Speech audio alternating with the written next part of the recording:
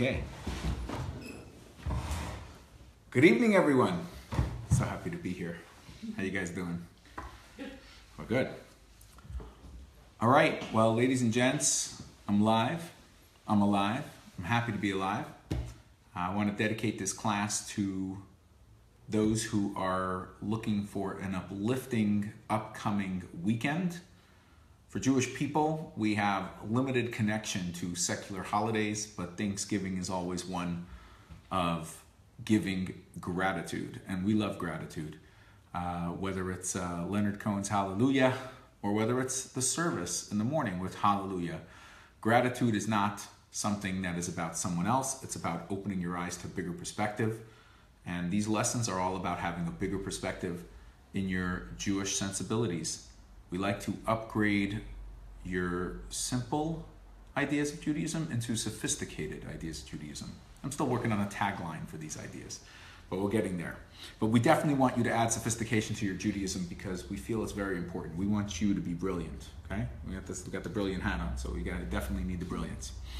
Okay, so we've been discussing the last couple of weeks the topic of success and how Judaism views success and how contemporary successful models are something that are quite easy to bring in. I think when you break down the model of the kind of person I want to be and how successful I want to be, I think it's pretty awesome that everybody could really be a successful person, because all we did the first week was just learn to define success and you'll know what to do to get there.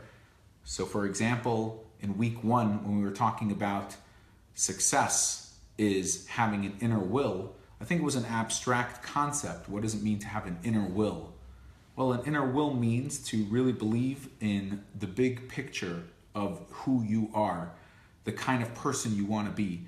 And I hope that after that lesson, people felt like they can tap into an inner will. What am I about? The kind of person I want to be. It's very much, success is connected to having that kind of mission statement and having that kind of one line to sum up the kind of person you see yourself as, so you always know where to go back to. You always know what the core is, where to find yourself. The second lesson, which was last week, we spoke about the idea of having a successful mindset and being able to adopt a successful attitude.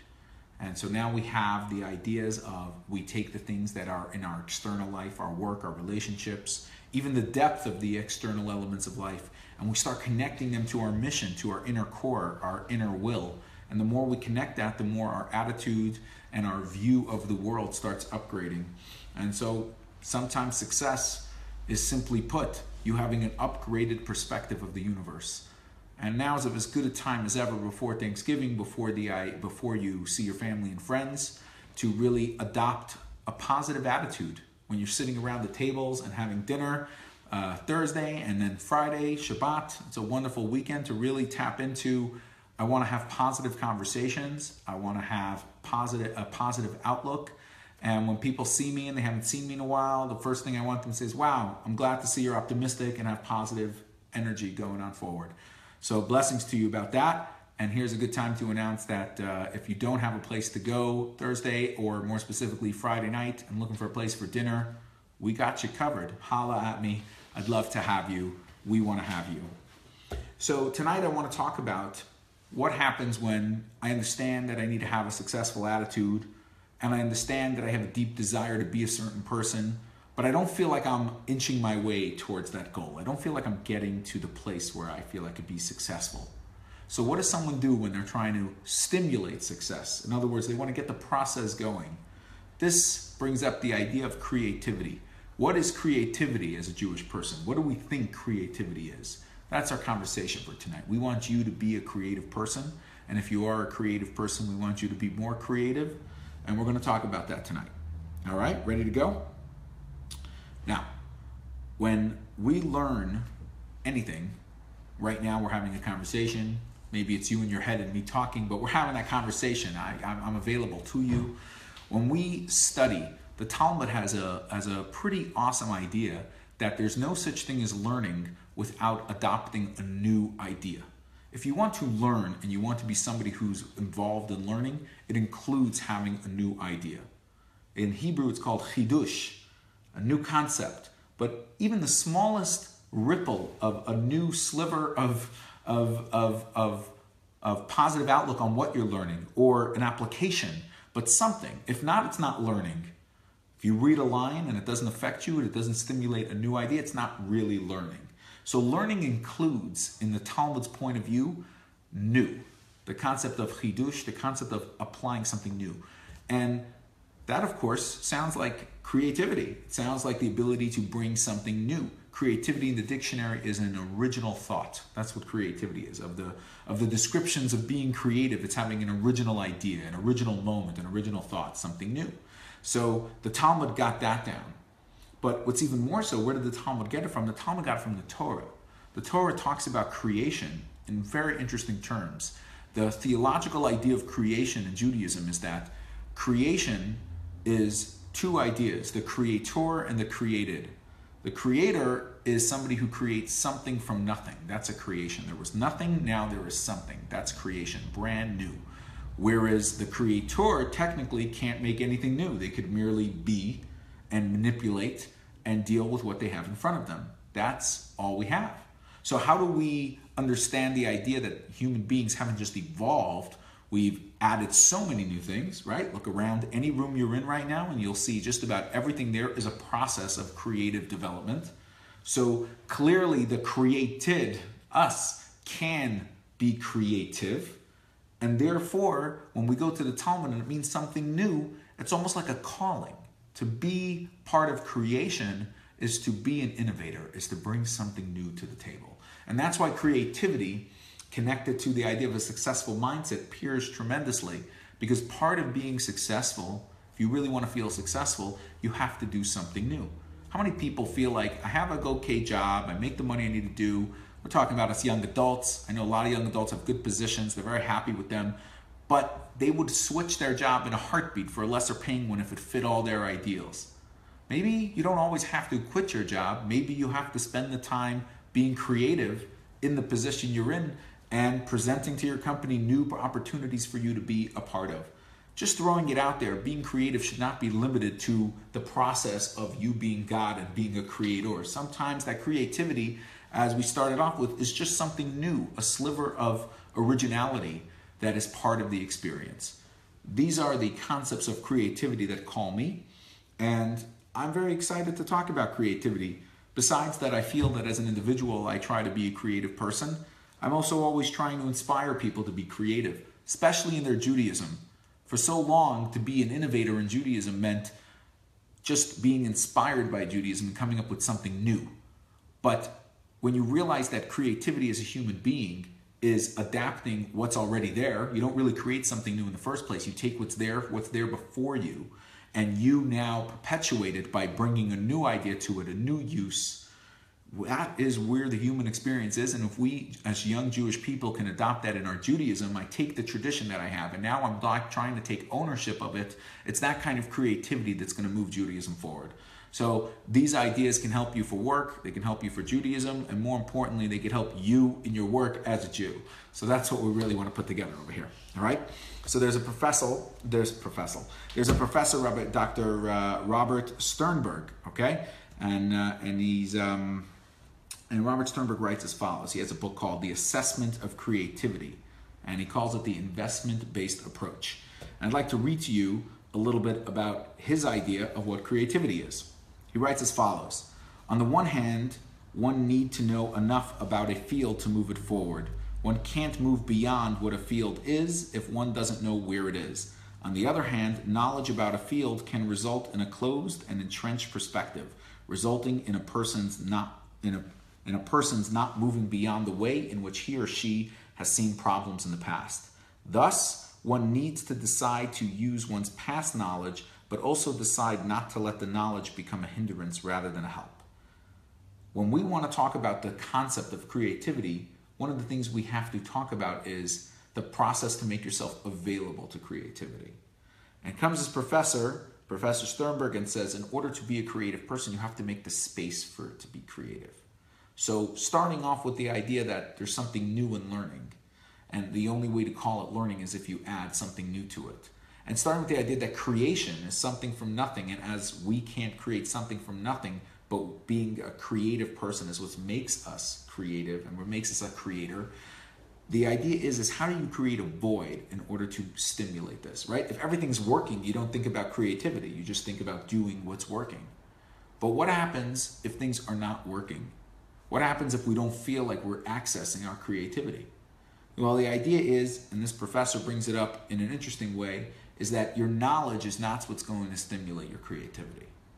And the reason why I wanted to read this first was because before I looked at Jewish sources in this class tonight, I want you to know that I feel a special connection to the topic of creativity being so rooted in Jewish history, as well as also currently today. These ideas are brand new in the scientific field or in the psychological field of development for how to stimulate and how to understand what a creative person means, or what an artist means, or what it means to be a creative artist. In other words, while we're trying to figure this out, all of a sudden in 1 second I'm going to read another text where we go back to our Jewish sources, and I feel this pride that we've had this idea for so long, and for us it makes so much sense.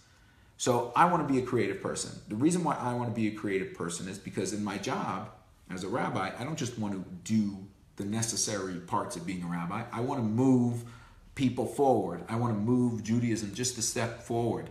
Judaism is always about moving forward. Our ultimate goal is for the whole world to be a place of harmony.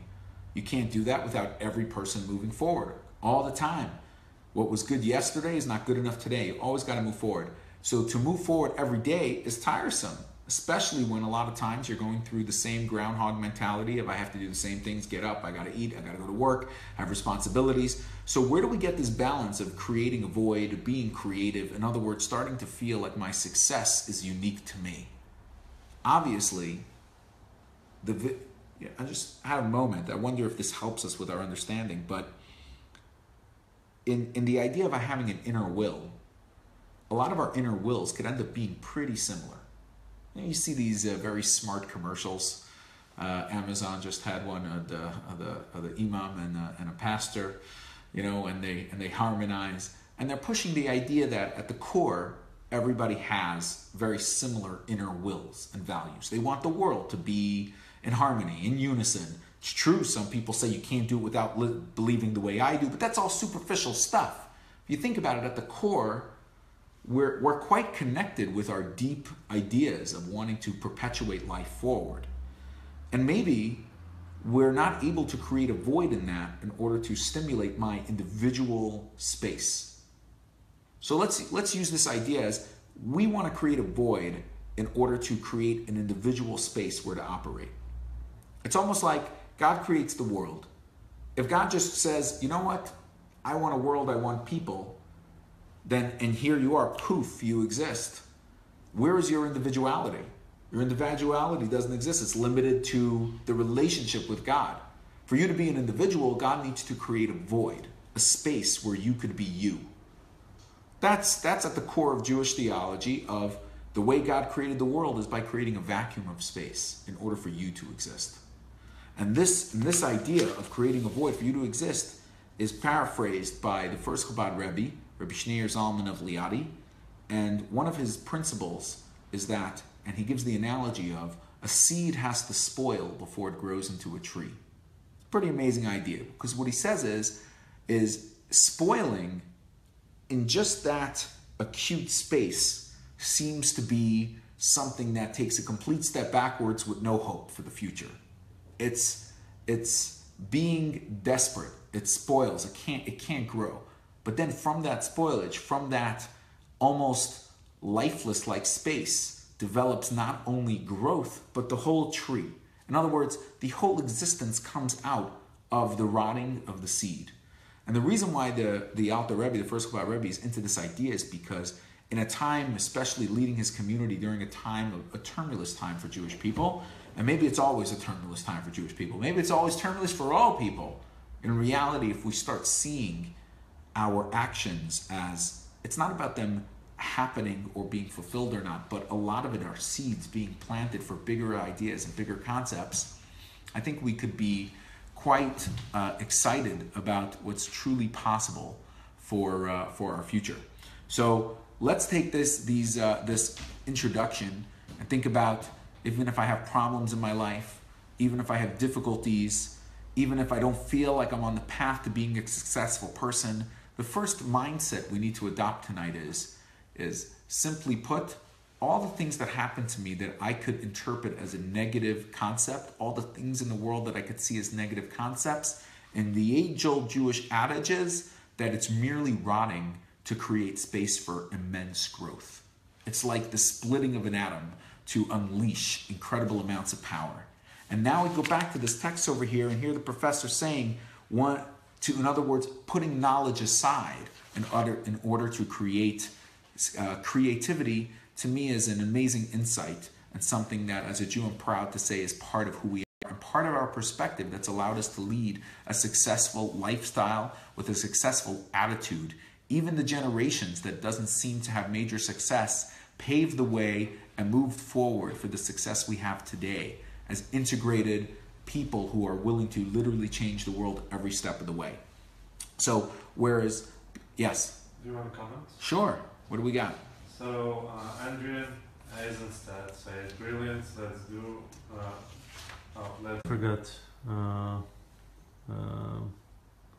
Okay, so yeah, it has Bluetooth on. Should I disable Bluetooth? Click Yeah. the Wi-Fi. And then a Wi-Fi. Wi-Fi wasn't on. What? Yeah, it's on Okay. now. Yeah, we're live. Okay, we're back. All right? Sorry about that. Keep it going. So we're talking about creativity, right? So do you think being creative is something you can learn? We clearly need, and every person needs to actualize the concept of I am a creative person, I have what to offer, I have what to do, I can make every day better. Can one become a creative person? I often find that when I ask that question to people, are you creative? And if they say no, I say, well, why don't you become creative? Like, become creative. What does it mean to become creative? So listen to our professor that we brought up, Professor Robert Sternberg, continue talking about creativity. All right, let's read this in text 5. I'll read it for you guys. It may sound paradoxical that creativity, a novel response, is a habit, a routine response. But creative people, are creative largely not by any particular inborn trait, but because of an attitude toward their work and even toward life. They habitually respond to problems in fresh and novel ways, rather than allowing themselves to respond in conventional and sometimes automatic ways. Creative people habitually look for ways to see problems that other people don't look for. They take risks that other people are afraid to take. They have the courage to defy the crowd and to stand up for their own beliefs. Belief in their own ability to be creative. Seek to overcome obstacles and challenges to their views that other people give into, and are willing to work hard to achieve creative solutions. So being creative, according to the professor, is a mindset. It's simply a mindset that says, this is how it is, and now where do I fit in here? How do I create my stamp on it? So we're getting little ideas here. Number one, creativity is a mindset. And what is creativity? A habit. What kind of habit is creativity? To see it from a fresh perspective. To start looking for new ways for experience that's not working. So you're in a job and it's not working. If you're like, I want to be creative, well, that mindset of I wanting to be creative doesn't always say quit what I'm doing and do something else creative. The first thing a creative mindset would say is, what kind of resources and assets are right around me that I could use to be creative? See, we're not the creator, so we're not going to be creating something from nothing. So when we're trying to be creative, the first thing we have to do is look at what's around us and how do I put it together. And a little later in the class, we'll talk a little more about cultivating actual tools to use this creative mindset as a real asset. But now you don't have to be an Einstein. You don't have to be a creative person. You merely have to develop the habit of starting to think like a creative person, creating the space that you are born to be creative, and that it's part of who you are. So that's a pretty wild thing. I just want to talk a little bit about these. You can write them down, you can think about them, but one of the things to be a creative person, number one, is to try to see things in a different way. If there's a problem, try to analyze the problem from a new way. I already know what the problem is. It's a problem. How about if I analyze it from another way? What else is it? Another thing I could do is take risks. Part of creativity is to take a risk. It may not work out, but at least I'm giving it a shot from an alternate perspective. And 3, to be a creative person, to build creative habits, it's to cultivate courage. You need courage in order to be creative, because you can't just stick with what you're doing. You have to put yourself out there a little bit or change up your routine a little bit. The 4th thing, and most important, is you got to believe in your own ability to be creative. And it's simple. You close your eyes and you say, there's no one else in the world like me. And that's it. And you could be a creative person because there's no one else like you. So if you do something that fits you, even if somebody else does the similar things, it's coming from you. You're going to feel your juices flowing, your creativity flowing. And number 5, make sure a creative person doesn't quit when there are obstacles and challenges. Instead, those are part of the flow, and I got to look, how do I overcome that? And 6, be prepared to work hard to achieve your creative ideas. We could sum it up all with a positive attitude helps creativity. In other words, I see a challenge, it's difficult, it's strenuous, but if I'm trying to be creative, I'm going to be excited to learn how to navigate this moment. So we're not talking about pain or suffering, we're talking about, simply put, day-to-day routine development. We're not going to the big stuff that could get in the way, because we're talking about ultimately being successful. And being successful starts with the day-to-day habitual development of the kind of person I want to be. All right? I want to bring this idea back to Judaism and show you how Judaism has been doing this in this mindset for a very long time. And let's bring up this concept. Many people know in Judaism, the person was created in the image of God. What does it mean a person's created in the image of God? So usually when we use this term, a person is created in the image of God, we do it with the idea that equality. If we're all created in the image of God, we're all equal. All right, beautiful lesson, very important. What's another thing that we come up with when we say you're created in the image of God? It's another idea that stimulates. People think that the God looks like them. Let's call it the most primitive one. Right? Well, let's look at the positive. The positive is you see created in the image of God, you have free choice. Like God has free choice, He created me, that's why I have free choice. But that's where usually the conversation goes with that topic.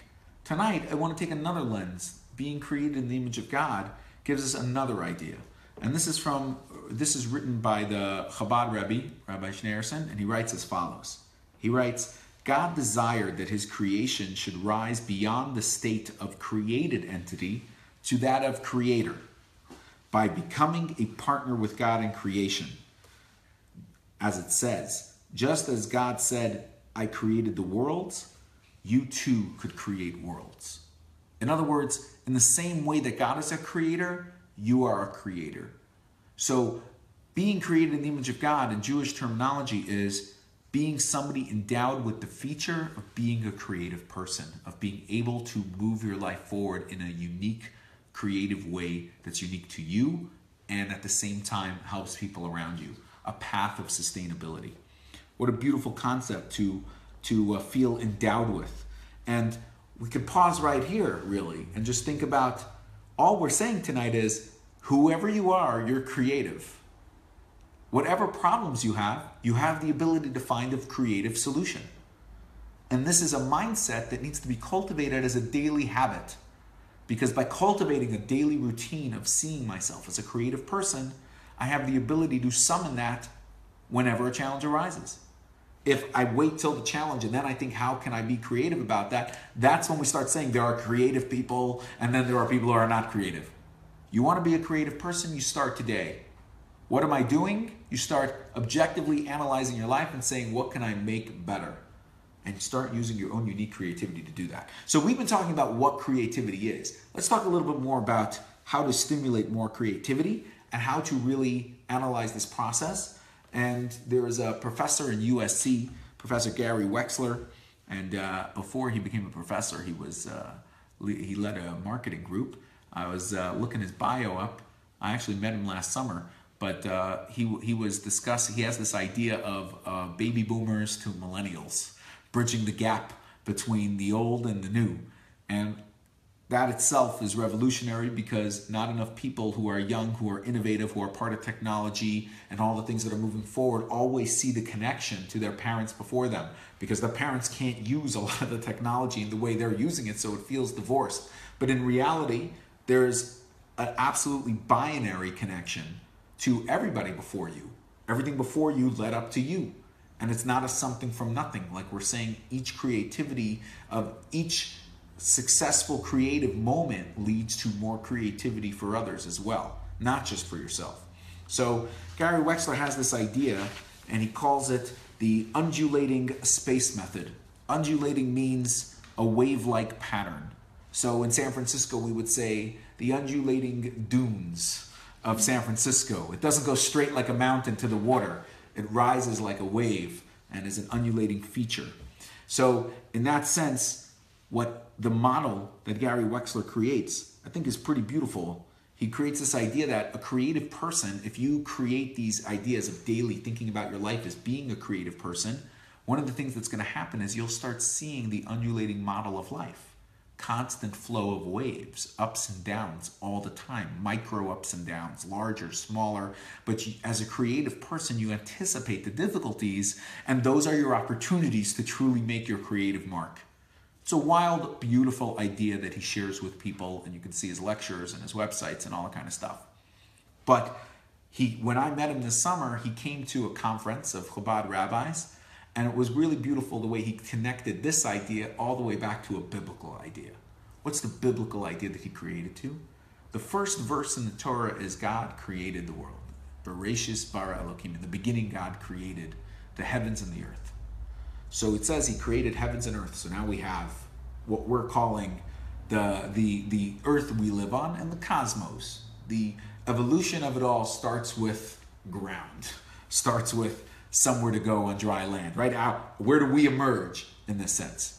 So, but the next verse is pretty awesome. People don't usually get to verse 2, right? They know in the beginning. But what's verse 2? That the land was chaos.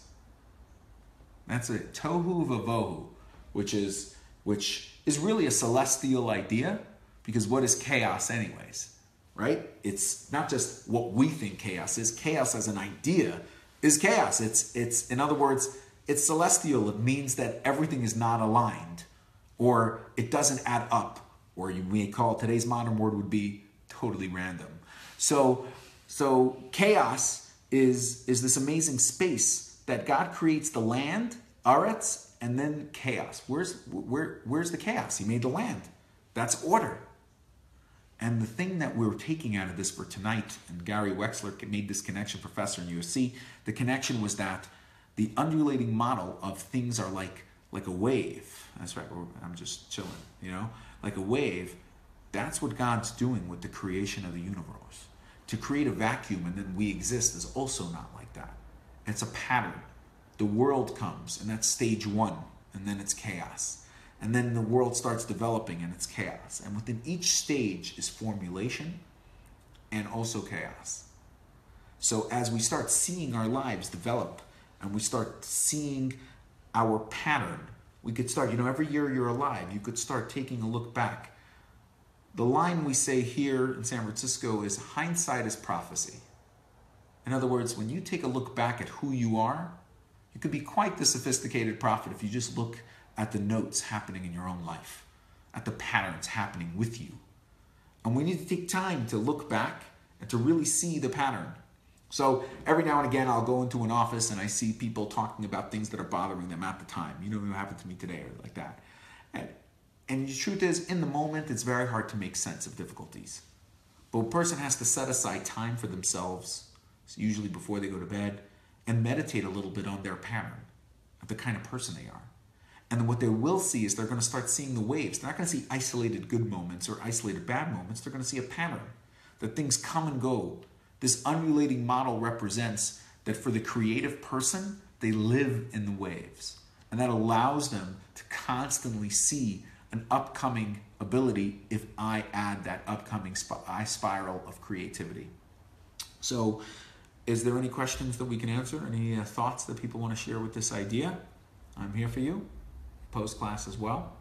Otherwise, I want to bless everyone to be able to make sense of their chaos and to introduce new energy, and that every time you see something difficult, know that God embedded within you is a godly creativity that allows you to truly give life to everything and to give beauty to everything and to be part of the growth of the universe.